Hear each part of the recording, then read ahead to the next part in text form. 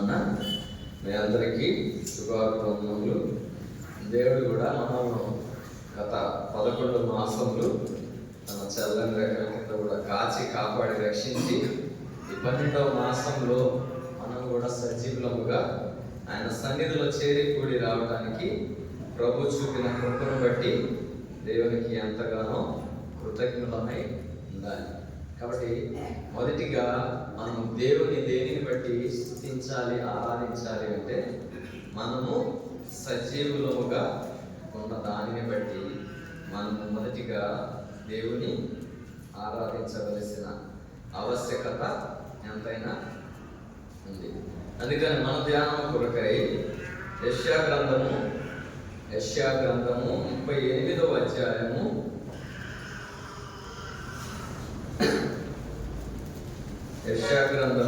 38వ అధ్యాయము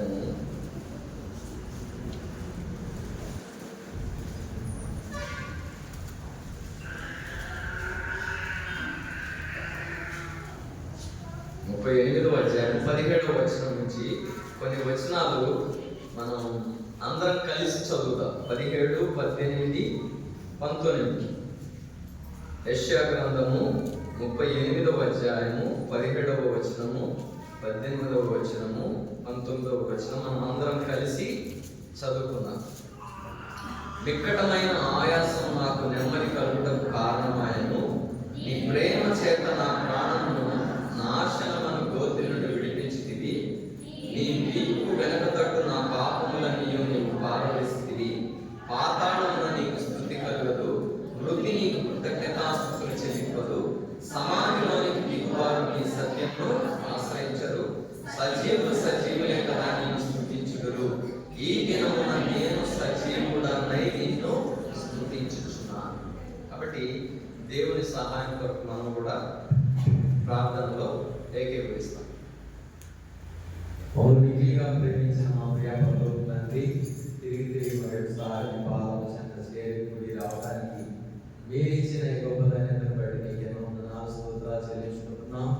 మానవులము, బలహీనులము అయినప్పటికీ కూడా మమ్మల్ని కూడా రక్షించి కాపాడి కరుణ చేత ఏదేమైనా సన్నిధిలో చేరి కూడి రావడానికి మీరు ఇచ్చిన గొప్ప ధన్యతను బట్టి మీకు ఎన్నో వందనాలు స్తోత్రాలు చెల్లించుకుంటున్నాం. కాబట్టి ఏదైనా కూడా ఆయన ప్రభా ఈ సన్నిధిలో చేరి రావడానికి మీరు చూపిన కృపను బట్టి కూడా నీకు ఎన్నో వందనాలు. ఇంతవరకు కూడా పాఠం ద్వారా మేము పొందుతూ వచ్చారు. ఆయన ప్రభా అనేక ఆత్మీయ విషయాలు కూడా ఆయన ప్రభు మాతో మాట్లాడుతూ వచ్చారు.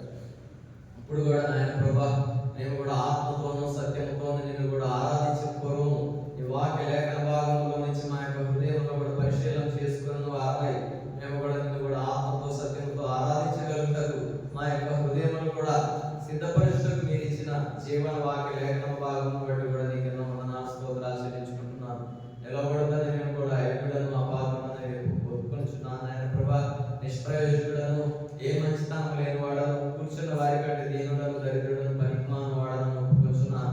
నన్ను కూడా ఆయన ప్రభు నీ సిలువ చాటును మరుగుపరుచుకొని నాలోని తలంపులను, నాలోని మాటలను, నాలోని క్రియలను సమస్తము కూడా లయం చేసి నన్ను కూడా ఖాళీ చేసి నీ యొక్క ఆత్మతో నన్ను కూడా నింపి ఆయన ప్రభు మాట్లాడే ప్రతి మాట కూడా వారు కూడా ప్రేకులకు దయచేసినట్టు, వారు కూడా ఆత్మతో నింపబడినట్టు, వారు కూడా సత్యముతో నేను ఆరాధించగలకు సహాయం దయచేయమని కోరుకుంటూ మార్కు 13:11 జ్ఞాపకం చేసుకుంటూ, యోహాను 3:34 జ్ఞాపకం చేసుకుంటూ మా ప్రభువును ప్రియ రక్షకుడైన యేసుక్రీస్తు వారి అతి శ్రేష్టమైన నామమున మిక్కిలి వినయంతో ప్రార్థించి అడిగి వేడుకొంచున్నాం తండ్రి.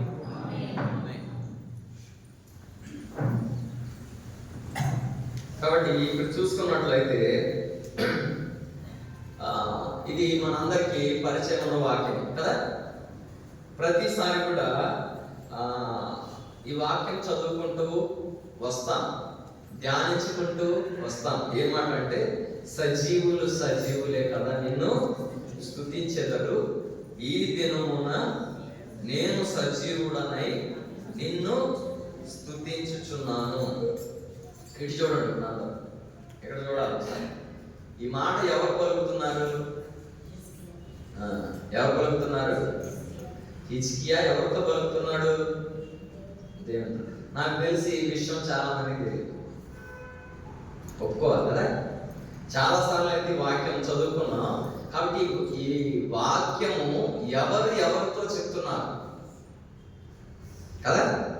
సజీవులు సజీవులే కదా నిన్ను స్తుతించెదరు, ఈ దినమున నేను సజీవుడనై నిన్ను స్తుతించుచున్నాను.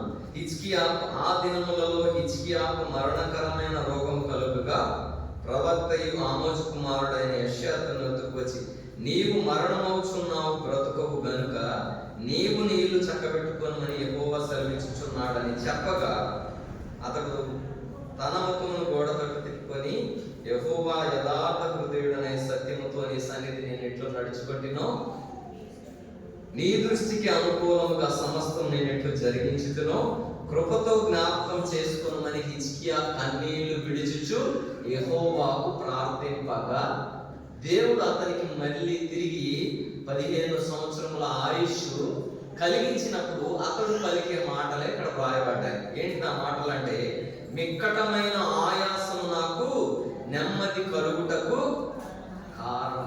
ఏంటి దీని అర్థము? మిక్కటమైన ఆయాసము నాకు నెమ్మది కలుగుటకు కారణమాయను. కాబట్టి నెమ్మది గురించి మనకు తెలియాలి అంటే మనకు దేని గురించి కూడా తెలియాలి. నెమ్మదికి ఆపోజిట్ ఏమంటారు వర్డ్?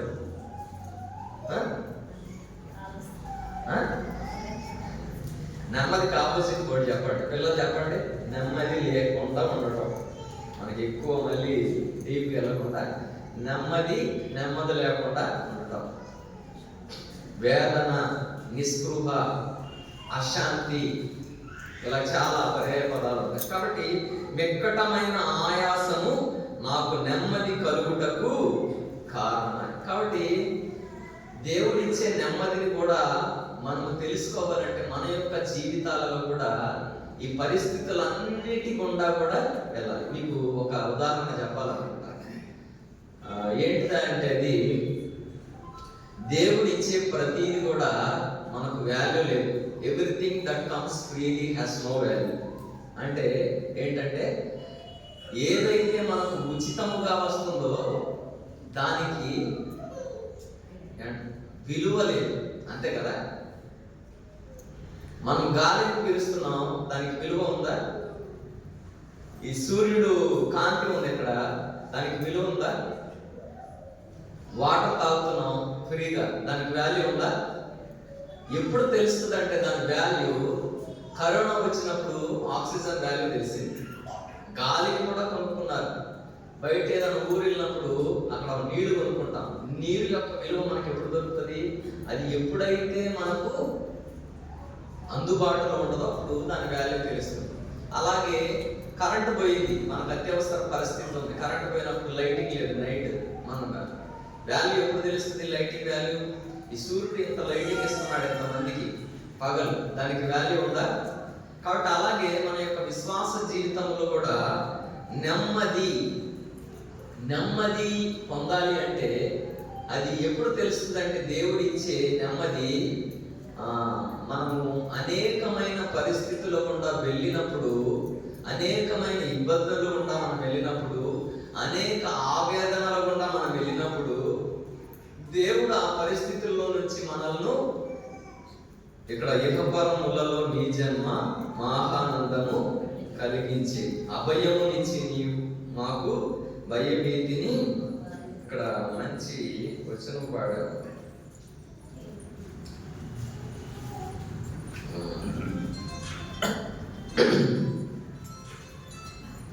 కాబట్టి అభయం ఇచ్చి దేవుడు మనకు అనేక కృపలను అనుగ్రహించేవాడు ఉంటాడు.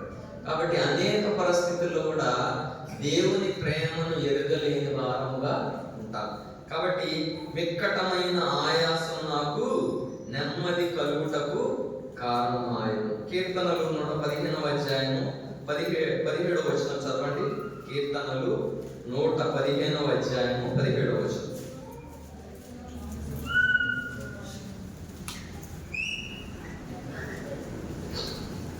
కీర్తనల గ్రంథము 115వ. మృతులను మౌన స్థితిలోనికి దిగిపోవు వారును యెహోవాను స్తుతింపరు. కాబట్టి ఇక్కడ మేమైతే ఇది మొదలుకొని నిత్యము యెహోవాను స్తుతించదు. మృతులను మౌన స్థితిలోనికి దిగిపోవు వారును యెహోవాను స్తుతింపరు. ఎవరు ఈ మృతులు? ఎవరు ఈ మృతులు? మృతులను మౌన స్థితిలోనికి దిగువారును యెహోవాను స్తుతింపరు. కాబట్టి ఎవరు ఈ మృతులంటే ఆత్మీయముగా చెప్పాలి, ఆత్మీయముగా చనిపోయిన వారు. కాబట్టి రక్షణ లేనివారు, మారు మనసు లేనివారు, యేసుక్రీస్తు ప్రభువుని తమ సొంత రక్షకునిగా అంగీకరించిన వారే ఈ మృతులు. కాబట్టి ఎవరైతే ఈ లోకము కొరకు చనిపోలేదో, అర్థమవుతుందా? ఎవరి మృతులంటే ఈ లోకము కొరకు ఎవరైతే చనిపోలేదో వారే మృతులు. ఎవరైతే దేవుని కొరకు చనిపోయారో వారే సజీవులు.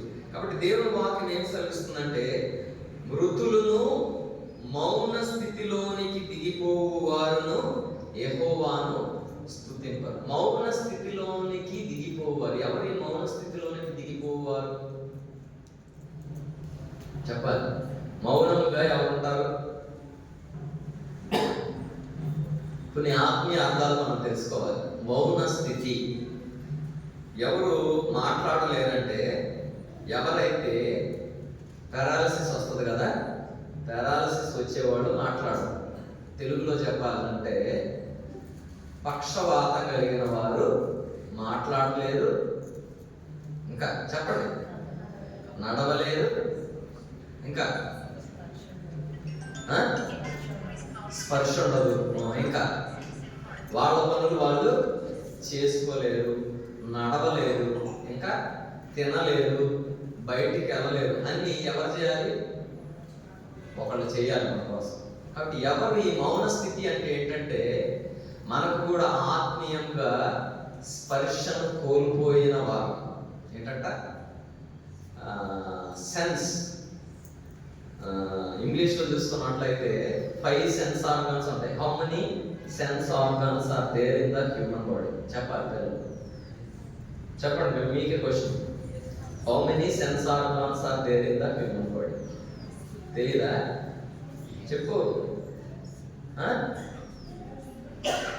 కాలేజ్ పిల్లలు చెప్పండి, ఎన్నిరా?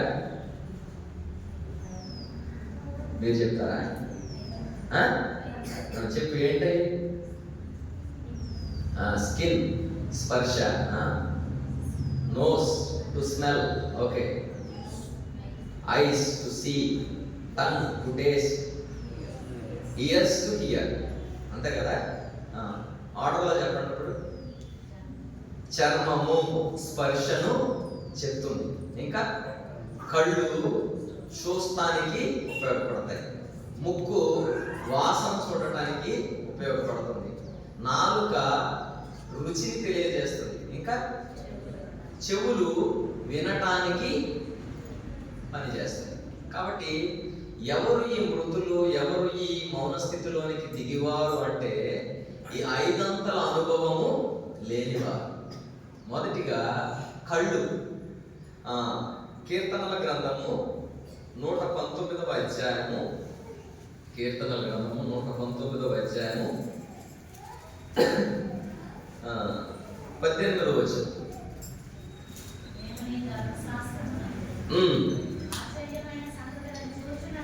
ఆశ్చర్యమైన సంగతులను చూచినట్లు నా కన్నులు తెరువుము. కాబట్టి ఏంటి ఈ సజీవులు? ఎవరు ఈ సజీవులు అంటే దేవుని ధర్మశాస్త్రములోని ఆశ్చర్యమైన కరమైన సంగతులను చూచున్నట్లు నా కన్నులు తెరువు. మొదటిగా మనము దేవునిని సజీవులముగా దేనిని బట్టి ఆరాధించాలంటే దేవుడు మనకు మనోనేత్రములు ఇచ్చాడు. మనో అంటే ఏంటి అర్థం? మనోవేదన, మనోనేత్రములు. చెప్పండి. చూచే హృదయం. మనోనేత్రములు అంటే హృదయానికి కన్నులు ఉంటాయి.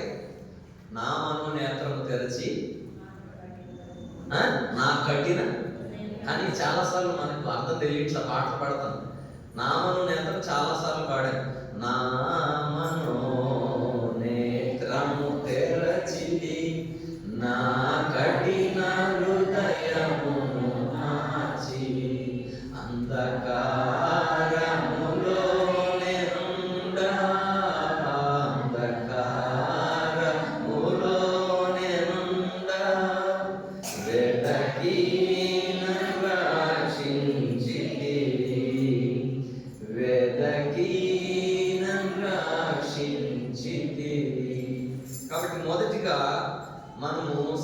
నిర్మలముగా దేవుని ఆరాధించాలంటే మనోనేత్రములు వెలిగించబడాలి, మన కఠిన హృదయము మార్చబడాలి. దేవుని ఎరుగక పూర్వం కూడా దేవుని జీవన వాక్య లేఖన భాగముల్లోని అర్థమును మనము గ్రహించలేని వారముగా ఉన్నాము. దేవుని వాక్యమునకు దూరముగా నిలిచి ఉన్న వారముగా ఉన్నాము. ధర్మశాస్త్రమునందు ఆశ్చర్యమైన కరమైన సంగతులను మనము చూడలేని వారముగా ఉన్న మనకు దేవుడు కూడా మన కఠిన హృదయం కూడా తీసివేసి మన మనోనేత్రములు కూడా వెలిగించి రాతి గుండెను తీసివేసి మాంసపు గుండెను మనకు దయచేశాడు. కాబట్టి ఒకప్పుడు మృతులుగా ఉన్న మన యొక్క జీవితం, మౌన స్థితిలో ఉన్న మన జీవితము దేవుడు మన మనోహృదయమును తెరిచిన దానిని బట్టి దేవుని ఆశ్చర్యకరమైన సంగతులను మనము కూడా ఎరిగిన వారిని ఆయనను స్తుతించగలుగుటకు దేవుడు మనకు కృప అనుగ్రహించాడు. కాబట్టి దానిని బట్టి మొదటిగా మనము దేవుని ఆరాధించవలసిన వారమై ఉన్నాం. కాబట్టి రెండవదిగా ఇంకో వాక్యం, రెండవ సెన్సార్ ఏంటి ఏం చెప్పారు? మొదటిది హృదయము, రెండవది చెప్పాలి, రెండవది కళ్ళు. కాబట్టి వినగల చెవి, గ్రహించే హృదయము, చూచే కన్నులు, ఈ మూడును యెహోవా కలుగజేసినవి. కాబట్టి రెండవదిగా దేవునిని చూచే కన్నులు మనకున్నాయా? అర్థమవుతుందా? ఒకప్పుడు చూడటం అంటే ఏంటంటే, దేవుని చూడటం అంటే ఏంటంటే దేవుని వాక్యమును చదవటం. ఒకప్పుడు అయితే దేవుని చూడలేని వారముగా ఉన్నాం, దేవుని వాక్యం అంటే ఇష్టం లేని వారంగా ఉన్నాం, దేవుని వాక్యమును చదవలేని వారంగా ఉన్నాం. కాబట్టి అటువంటి మన జీవితాలను కూడా దేవుడు ఆయన వాక్యమును చదివే కన్నులు మనకి ఇచ్చాడు. కాబట్టి ప్రతి వారం వాడుతున్నాం, ఈ రోజు చదివిన వారు, వారం అంతా చదివిన వారు అందరూ. కాబట్టి ఎందుకు చదవలేకపోతున్నాం అంటే మనం ఇంకా దేవుని వాక్యమును చదివే కన్నులు లేని వారముగానే ఉన్నాం, మౌన స్థితిలోనే మనం ఉన్నాం, మృతులలోనే మనం ఉన్నాం. అందుకనే ప్రకటన గ్రంథంలో ఒక మాట చెప్పబడింది, జీవించుచున్నావు అన్న పేరు మాత్రం ఉన్నది కానీ నీవు మృతుడవి. ఇంకో మాట కూడా ఏంటంటే, ఉంటే వెచ్చగానైనా ఉండు, లేకపోతే చల్లగానైనా ఉండు, కానీ నులువెచ్చగా మాత్రము ఉండదు. కాబట్టి రెండవదిగా దేవుని మనము దేనిని బట్టి ఆరాధించాలి అంటే దేవుని చూసే కన్నులు దేవుడు మనకు దయచేశాడు. కాబట్టి ఇంకోటి మూడవది చెవులు కలుగు చేశాడు దేవుడు. ఏంటంట? ఎవరొకటి మాట్లాడితే వెళ్ళండి అంకులు, అటెళ్ళండి, నువ్వు కూర్చోము, అப்புறம் నువ్వు కూర్చో. మూడవది వినగల చెవి. కాబట్టి ధర్మశాస్త్రమును వినబడకుండా ప్రార్థన. చాలాసార్లు దేవుడు కూడా మనతో అనేకమైన ఆత్మీయ విషయాలు మాట్లాడటానికి ఇష్టపడతారు, కానీ మనం ఏం చేస్తామంట చెవులు మూసుకుని వారముగా ఉంటాం. కాబట్టి దేవుని ఎరిగిన తర్వాత దేవుని వాక్యము వినగలుగుటకు, దేవుని వాక్యమును గ్రహించగలుగుటకు దేవుడు కూడా మనకు కృప అనుగ్రహించాడు. ఒక్కొక్కసారి దేవుని సన్నిధిలో కూర్చోవాలంటే ఇటు చూడాలి. దేవుని సన్నిధిలో మనము రావడానికి ఇష్టం లేని వారముగా ఉంటాం. కాబట్టి ఇప్పుడైతే దేవుని సన్నిధికి వచ్చి దేవుని వాక్యం వినటం మాత్రమే కాకుండా విన్న వాక్య ప్రకారం జీవించడానికి కూడా కృప అనుగ్రహించాడు. మూడవదిగా దేవుని దేని బట్టి ఆరాధించాలంటే వినే చెవులను దేవుడు మనకు ఇచ్చాడు. వినుట వలన వినకపోతే ఉండదు. కాబట్టి అవిశ్వాసుల జీవితంలో ఉన్న మనల్ని, వినలేని పరిస్థితిలో ఉన్న మన జీవితాన్ని దేవుడు మనకు వినే చెవులను దయచేశాడు. వినుట వలన మనకు కూడా విశ్వాసం దయచేసి ఆయన సన్నిధికి వచ్చి మనము కూడా దేవుని ఆరాధించగలుగుటకు దేవుడు మనకు కృప అనుగ్రహించాడు. నేను జనరల్గా చెప్తాను ఇవన్నీ, కాబట్టి నేను తీసుకున్న సబ్జెక్ట్ వేరు, ఆ సబ్జెక్ట్ పోయి ఇది వచ్చింది, దీని ప్రకారం చెప్తున్నా, దీని ప్రకారం ఆరాధన చేయాలి. నాలుగవది ఏంటంటే నాలుక. పాట రుచి ఏముంది? రుచి చూచి ఎరిగి తిని యెహోవా ఉత్తముడని, రక్షకుని ఆశ్రయించి నేధన్యుడా. ఇంకో పాట కూడా ఉంది, ఇప్పుడే నానాలుక నిత్యము నిన్ను స్తుతింపనిము నా సర్వమైన ఏంటిదా చరణం? నా కాళ్ళు చేతులెల్లా నీ సేవ కట్టింతును, నా నాలుక నిత్యము నిన్ను స్తుతింపనిము,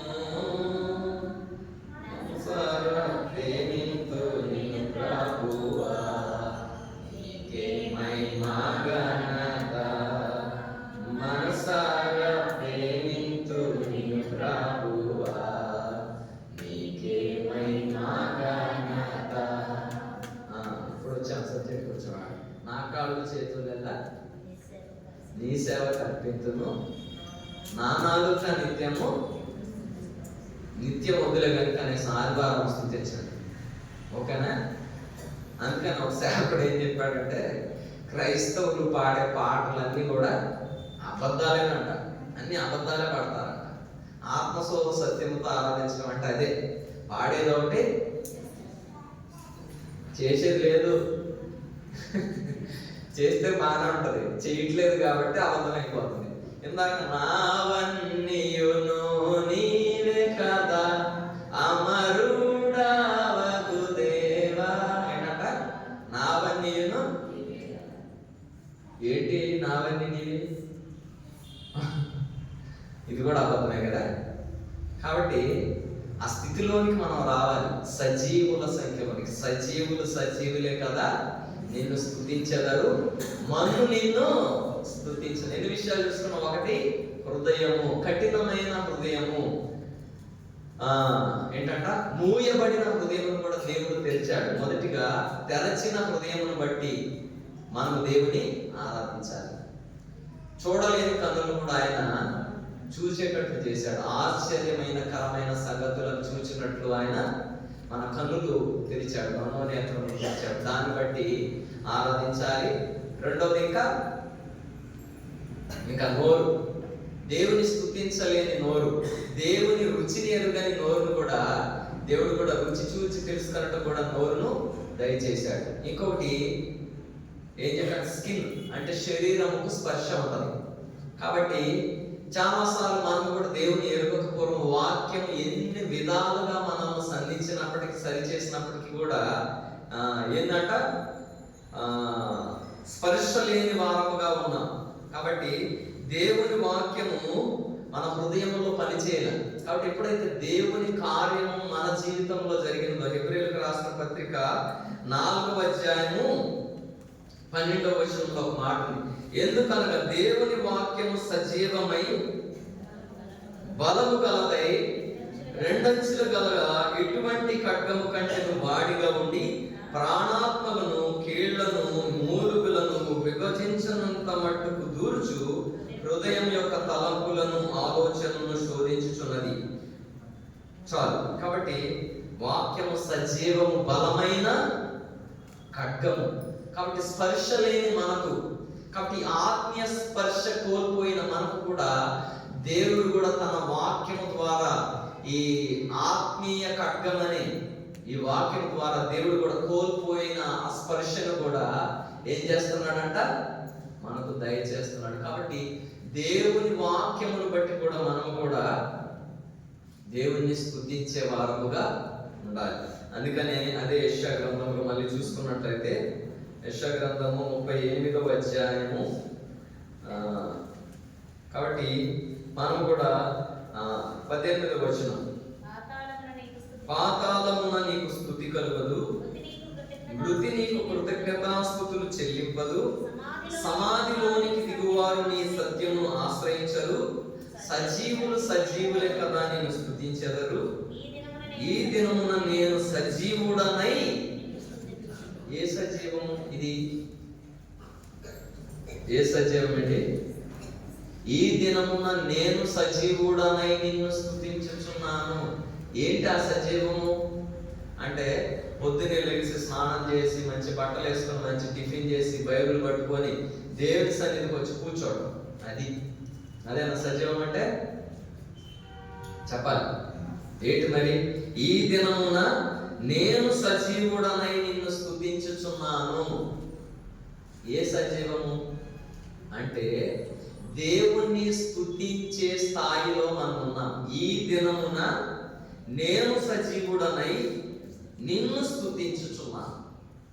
ఏంటి ఆ సజీవులంగా ఉన్న సంగతి అంటే, ఆత్మీయముగా మనము బ్రతికి ఉన్నామని, దేవుడు మనకు చేసిన మేలులను బట్టి, ఉపకారములను బట్టి, దేవుడు మనకిచ్చిన ఆయన జీవ వాక్యమును బట్టి, కాబట్టి పాపములో నుండి శాపములో నుండి మనల్ని విడిపించిన దానిని బట్టి మనము దేవుని ఆరాధించవలసిన ఆవశ్యకత ఎంతైనా ఉన్నది. ఎక్కడ చూడండి, అటుగా అర్థమైందా? కాబట్టి సజీవులే కదా నిన్ను స్తుతించెదరు. ఈ దినమున నేను సజీవుడనై నిన్ను స్తుతించుచున్నాను. కాబట్టి కీర్తనల గ్రంథము 30వ అధ్యాయం 3వ వచనం చదవండి. కీర్తనల గ్రంథము, యెహోవా పాతాళములో నుండి నా ప్రాణమును లేవదీసితివి, నేను గోతిలోనికి దిగకుండా నీవు నన్ను బ్రతికించి. చాలు. దేవుని ఎందుకు స్తుతించి ఆరాధించాలి అంటే, యెహోవా పాతాళములో నుండి నా ప్రాణమును లేవదీసితివి, నేను గోతిలోనికి దిగకుండా నీవు నన్ను బ్రతికించి. ఎంతమంది చెప్పగలరు ఈ సంవత్సరం నాకు ఏ అపాయకరమైన అనారోగ్యం రాలేదు అని చెప్పగలరా? ఏదో ఒక అనారోగ్యం, ఏదో ఒకమైన బాధ. కాబట్టి అనేక మార్లు చనిపోతామేమన్న ఏంటంట ఆలోచన. కానీ అయినప్పటికీ కూడా దేవుడు వాటి నుండి మనల్ని కూడా విడిపించి ఏం చేశాడంట? యెహోవా పాతాళంలో నుండి నా ప్రాణంను లేవదీసితివి, నేను గోతిలోనికి దిగకుండా నీవు నన్ను బ్రతికించి. దేవుని కృప లేకపోతే ఈ దినాన ఇంటి రీతిగా మనం దేవుని సన్నిధిలోనికి చేరి రాలేదు. కాబట్టి మొదటిగా దానిని బట్టి మనం దేవుని ఆరాధించవలసిన ఆవశ్యకత ఎంతైనా ఉంది. కాబట్టి ఇంకా కొన్ని వచనాలు చూసుకుందాం. యోబు గ్రంథము 33వ అధ్యాయము 18వ వచనం. 33:18. యోబు గ్రంథము 33వ అధ్యాయము 18వ వచనం. తాను తలచిన కార్యము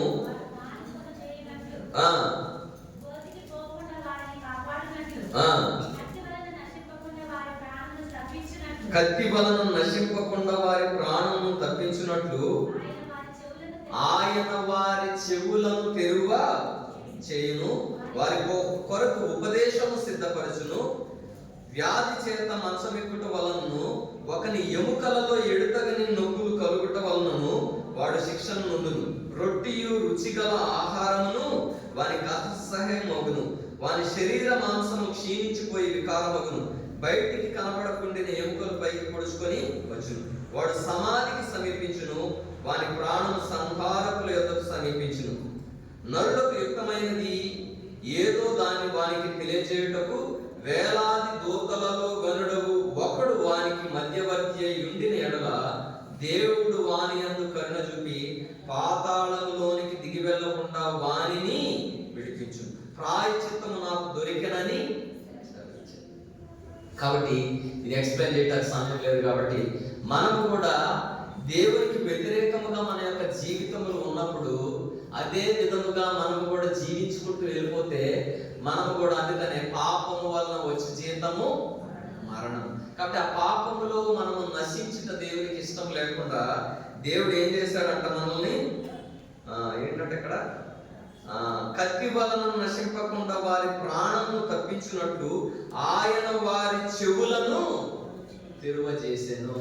కాబట్టి దేవుడు మన చెవులను తెరవజేశాడంట. ఆ వినే చెవులే మనకు లేకపోతే ఏనాడు నశించి నరకాగ్ని పాలైపోయేవారు. కాబట్టి దేవుడు మనకు వినగల చెవిని, గ్రహించే హృదయాన్ని, ఆయనను చూచే కన్నులు దేవుడు మనకు దయచేశాడు. కాబట్టి వీటి వలన మనము దేవుని వాక్యమును, దేవుని సన్నిధిని, దేవుని సహవాసమును, ప్రార్థనను మనం కూడా కలిగిన వారిని ఈ దినాన మనము కూడా నశించి నరకానికి వెళ్ళకుండా, పాతాళంలో మన ప్రాణం ఉండకుండా సజీవుల సంఖ్యలో దేవుడు మనలో కూడా రక్షించుకొని సజీవులముగా మనం ఆయన సన్నిధిలో చేరి సజీవుడైన దేవుణ్ణి కూడా స్తుతించి ఆరాధించడానికి దేవుడు మనకు అనుగ్రహించిన కృపను బట్టి మనము కూడా దేవుని స్తుతించవలసిన వారమై ఉన్నాం. కాబట్టి మృతులముగా మనం ఉండకూడదు, మౌన స్థితిలో ఉండవాలి. అందుకని 33 మౌన స్థితిలోనికి దిగువారు ఏం చేయాలంట? నిన్ను స్తుతించారు. కాబట్టి మనం కూడా దేవుని సన్నిధిలో మౌనముగా ఉండకూడదు. ఎందుకంటే సజీవులముగా ఉన్న మనం రెండు విధాలుగా మనం సజీవులముగా ఉండాలి. ఒకటి శరీరపరముగా, ఒకటి ఆత్మీయం. శరీరపరముగా చనిపోయిన పర్లేదు కానండి, ఆత్మీయముగా మాత్రం చనిపోకూడదు. ఏంటంట? శరీరపరంగా చనిపోయిన పర్లేదు. నేను ఎప్పుడు బలహీనుడనో అప్పుడే మన శరీర విషయాల్లో బలహీనులమైన పర్వాలేదు, కానీ ఆత్మీయ విషయాలు మాత్రము ఏముండాలి? బలవంతులముగా ఉండాలి. ఆత్మ సిద్ధమే కానీ శరీరము బలహీనం. చాలా మంది ఆదివారం మందిరానికి రాదు. ఎందుకు చెప్పాలి? ఆదివారం మందిరానికి రాదు. ఎందుకు? శరీర బలహీనత, ఆత్మీయ బలహీనత. కాబట్టి ఆత్మ సిద్ధమే కానీ ఎందుట్లో? ఆత్మీయ విషయాలు. కానీ శరీర విషయాల్లో శరీరం సిద్ధమే కానీ ఆత్మ బలహీనం. కాబట్టి ఎందులో బలవంతులుగా ఉండాలో, ఎందులో బలహీనులుగా ఉండాలో మనకు తెలియాలి. ఆత్మీయ విషయాలలో మనము బలవంతులుగా ఉండాలి, శరీర విషయాలలో బలహీనంగా ఉండాలి. కాబట్టి ఎటన్నా వెళ్ళాలంటే చాలా ఫాస్ట్గా ఉంటాం కదా. ఎక్కడన్నా ఫంక్షన్కి వెళ్ళాలన్నా, ఏదన్నా పెళ్ళికి వెళ్ళాలన్నా చాలా ఫాస్ట్గా ఉంటాం. మనకన్నా ఫాస్ట్గా ఎవరు ఉంటాం. ఇంకా అవసరమైతే చల్లీలు కూడా చేసి వెళ్ళిపోతాం. కానీ దేవుని మందిరానికి వచ్చే విషయంలో ఆ సిద్ధపాటు ఉండదు. ఒక్కోసారి స్నానం కూడా చేయకుండా మందిరానికి వస్తాం. ఏంటంటే స్నానం చేయకుండా ఎవరైనా ఫంక్షన్కి వెళ్తారా? చెప్పండి. ఎవరు స్నానం చేయకుండా ఫంక్షన్, అన్ని ఫంక్షన్లకు స్నానం చేయకుండా వెళ్తారు? ఒకలానా ఉన్నారు ఇక్కడ. మందిరానికి స్నానం చేయకుండా చాలా మంది వస్తారు. ఏంటంటే the value that we give to our lord. దేవుడు మనకు ప్రాముఖ్యమైన వాడు, ప్రశస్తమైన వాడు అని మనం గ్రహించగలిగినప్పుడు మాత్రమే దేవుడికి మనం ఆ ప్రాధాన్యత ఇస్తాం. కాబట్టి ఆ గ్రహింపు లేకపోతే మనం కూడా మృతులమే. అందుకని సజీవులే కదా నిన్ను స్తుతించెదరు, మృతులు నిన్ను స్తుతించరు. కాబట్టి అపోస్తల కార్యములు 12వ అధ్యాయం 21వ వచనం చదవండి. అపోస్తల కార్యములు 12వ అధ్యాయము 21వ వచనం.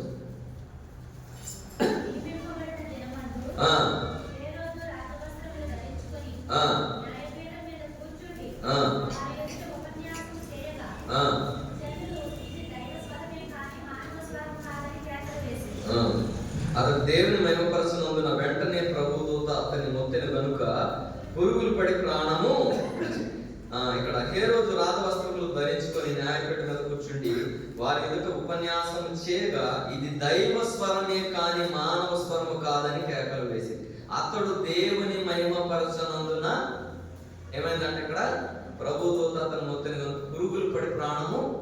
కాబట్టి మనం కూడా దేవుడిచ్చిన దేహంతో, దేవుడిచ్చిన ఆరోగ్యంతో, దేవుడిచ్చిన బలంతో, ఎక్కడ ఉంది వాక్యం? మార్కు 12:30. నీవు నీ పూర్ణ హృదయంతోనూ, పూర్ణ ఆత్మతోనూ, పూర్ణ వివేకంతోనూ, పూర్ణ బలంతోనూ నీ దేవుడైన ప్రభువును ప్రేమింపవాలి. ఏంటంట? హృదయము, ఆత్మ, వివేకము, బలం, 4 అంతల అనుభవంతో మనం దేవుని ప్రేమించాలంట, దేవునిని స్తుతించాలి, దేవుని ఆరాధించాలి. కాబట్టి ఇట్టి స్థితి కలిగిన వారు ధన్యులు. ఇట్టి స్థితి కలిగిన వారు సజీవులు. సజీవులే కదా నిన్ను స్తుతించదు.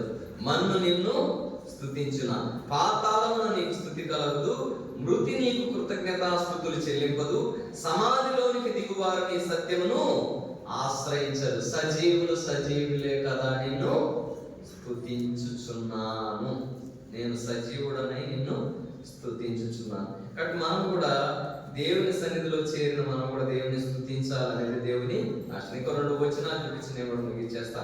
కీర్తనలు 113వ అధ్యాయము 38వ వచనం. కీర్తనలు 113వ అధ్యాయము 38వ వచనం. 113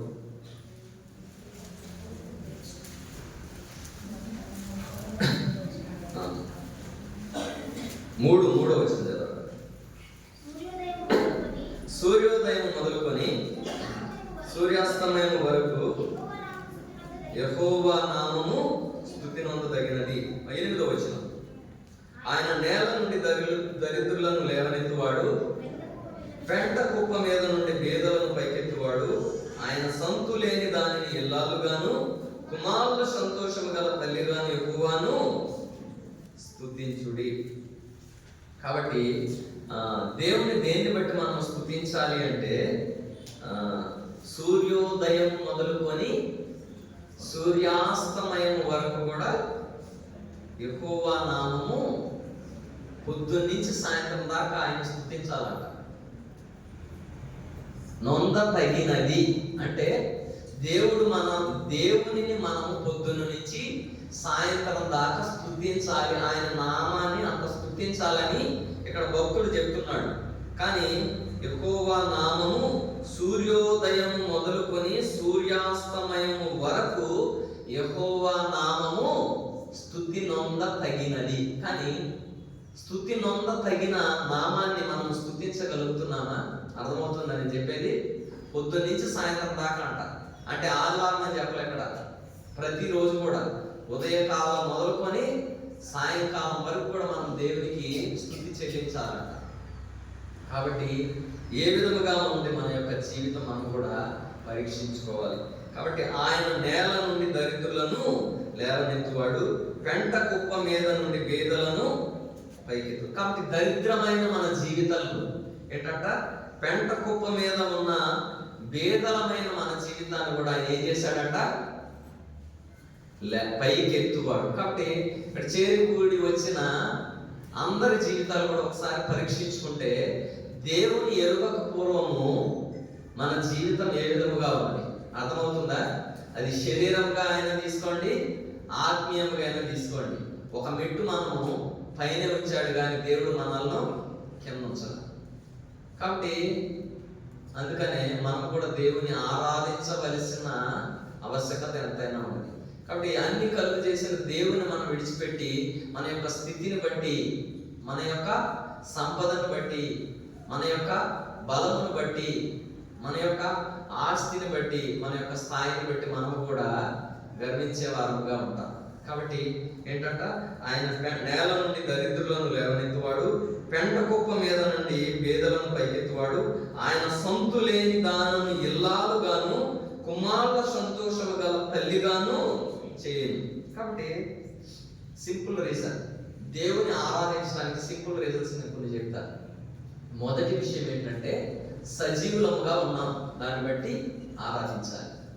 కాబట్టి రెండవదిగా ఇక్కడ చూసుకున్నట్లయితే దరిద్రులుగా ఉన్న మనల్ని లేవనెత్తాడు, పెంట కప్పు మీద ఉన్న మనల్ని కూడా ఆయన లేవనెత్తాడు.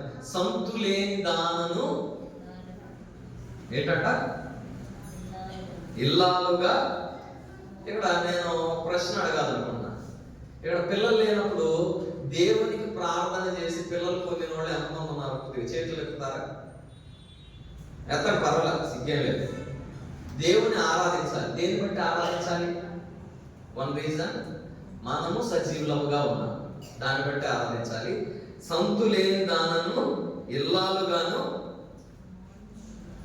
చేశాడంట. కాబట్టి ఇంకోటి, కీర్తనల గ్రంథంలోని ఇంకో మాట ఉంటుంది, ఏకాంగులను సంసారులుగా. అంటే ఒంటరిగా ఉన్న వారిని ఏం చేశాడంట, ఇక్కడ పెళ్లి కోసం ప్రార్థన చేసిన వాళ్ళు ఎంతమంది అర్థమవుతుందా? ఏకాంగులను ఏంటి, మీ పెళ్లి కోసం అసలు ప్రార్థన చేయకుండా డైరెక్ట్ పెళ్లి అయిపోయినాయి. మీకు నవ్వుతున్నారు అందరూ. ఆ పెళ్లి గురించి ప్రార్థన చేయలేదు ఎవరు? మరి చేతులు ఎత్తట్లా మీరు? సురేష్కి వెళ్ళి చూస్తున్నారు. సురేష్ కోసం మేము ప్రార్థన చేసాం, సురేష్కి పెళ్ళైంది అన్నట్టు. సురేష్ నీకు ఒక్కడికైనా ప్రార్థన చేస్తే పెళ్ళైంది? నేను కూడా చేసుకున్నాను.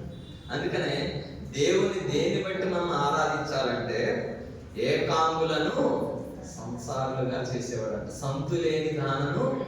కాబట్టి ఏంటంటే మనం ఒక్కొక్కసారి ఏమవుతుందంటే దేవుడు మనకు చేసిన దాన్ని మనము గుర్తించలేము. కానీ ఎంత పెద్ద బాధ పిల్లలు లేకపోతే దేవుడు మనకి ఇచ్చాడు, దానికి కృతజ్ఞత ఉందా మనకి? అంటే ఆత్మీయ విషయాలు తీసుకోవట్లేదు, శరీర సంబంధమైన విషయాలు తీసుకుంటే మనకు అర్థమవుతుందని చెప్తున్నా. ఇక్కడ కీర్తన 127వ అధ్యాయంలో ఒక మాట ఉంది. కీర్తనలు 127వ అధ్యాయంలో ఇక్కడ చూసుకున్నట్లయితే కుమారులు యెహోవా అనుగ్రహించు స్వాస్థ్యం. ఇక్కడ ఎంతమంది మగపిల్లల కోసం ప్రార్థన చేశారా? ఇచ్చాడు దేవుడు. మీరు ఆరాధన చేస్తున్నారు దేనికి? కుమారులు యెహోవా అనుగ్రహించు స్వాస్థ్యము, గర్భఫలము ఆయన ఇచ్చు బహుమానం. అసలు పిల్లలే పుట్టకపోతే ఆడపిల్ల మగపిల్లడు తర్వాత సంగతి, కానీ ముందు గర్భఫలం దయచేయని ఆయన నాకు చాలు అని ప్రార్థన చేస్తాం. అంటే దేవుని స్తుతించే వారముగా మనము ఉండాలి. కాబట్టి దేవుడు మనకు చేసిన కార్యములను బట్టి మనము ఎరుక లేని వారముగా ఉన్నాం. కాబట్టి అందుకని 1 తెస్సలోనికైలు 5:16 ఉంది. ఏంటంట? అన్ని విషయములలో కృతజ్ఞతాస్తుతులు చెల్లించుడి. ప్రతి విషయంలో కూడా కృతజ్ఞతాస్తుతులు చెల్లించాలి. దేవుడు మనకు చేయాల్సిన దాన్ని బట్టి దేవుని ఆరాధించడం కాదు. అర్థమవుతుందా? ఒక విషయంను విశ్వాసంగా మనం గుర్తించుకోవాల్సిన విషయం ఏంటంటే దేవుడు ఇంకా మనకు చేయాల్సిన లిస్ట్ ఎంత పొడుగు ఉంది, దాని గురించి కాదు ఆరాధించేది. దేవుడు ఆల్రెడీ మనకి ఎంత పొడుగు లిస్టు అయిపోయింది, చేసేసాడు. చేసేసిన దాన్ని బట్టి ఆరాధించాం, అంతేనా? ఇంకా ఎంతవరకు చేసేసాం, ఇచ్చేసాం, వదిలేసాం అంటే కాదు. ఆల్రెడీ చేసి చాలా ఉన్నాయి, అవి గుర్తు తెచ్చుకొని ఆరాధించేది. కాబట్టి అందుకని మనం కూడా దేవునికి ఆరాధించే వారముగా ఉండాలి. కాబట్టి 95వ కీర్తన 1-2 వచనాలు చదువుకొని మనం కూడా ఆరాధించుకోవాలి. 95వ కీర్తన 1-2 వచనాలు. రండి యెహోవాను గూర్చి ఉత్సాహధ్వని చేయుదము, మన రక్షణ దుర్గమును బట్టి సంతోషగానములు చేయుదము. యెహోవా మహదేవుడు, దేవతలందరికి పైన మహత్యము గల మహారాజు. భూమి అగాధ స్థలములు ఆయన చేతిలో ఉన్నవి, పర్వత శిఖరములు ఆయనవి. 7వ వచనం. రండి నమస్కారం చేసి సాగిలపడదము, మనలను సృజించిన యెహోవా సన్నిధిని మోకరించుదుము. నేడు మీరు ఆయన మాటను అంగీకరించిన ఎడల అంటనే. కాబట్టి మనం కూడా మన రక్షణ దుర్గమును బట్టి మనం కూడా సంతోషగానము చేసే వారముగా, కృతజ్ఞతాస్తుతులు చెల్లించే వారముగా, కృతజ్ఞతాస్తుతులతో ఆయన సన్నిధికి వచ్చేదము, కీర్తనలు పాడుచు ఆయన పేరట సంతోషగానము చేయదు. కాబట్టి ఇటువంటి అనుభవం కలిగిన వారమే మనం కూడా దేవుని సన్నిధిలో ఇప్పుడు కొంత సమయం దేవుడు మనకు చేసిన మేలును బట్టి, ఉపకారమును బట్టి మనం కూడా దేవుని స్తుతించి ఆరాధించుదాము గాక. సమయంలో ఒక చరణం పాడుకొచ్చుండగా మనం కూడా లేచి నిలబడ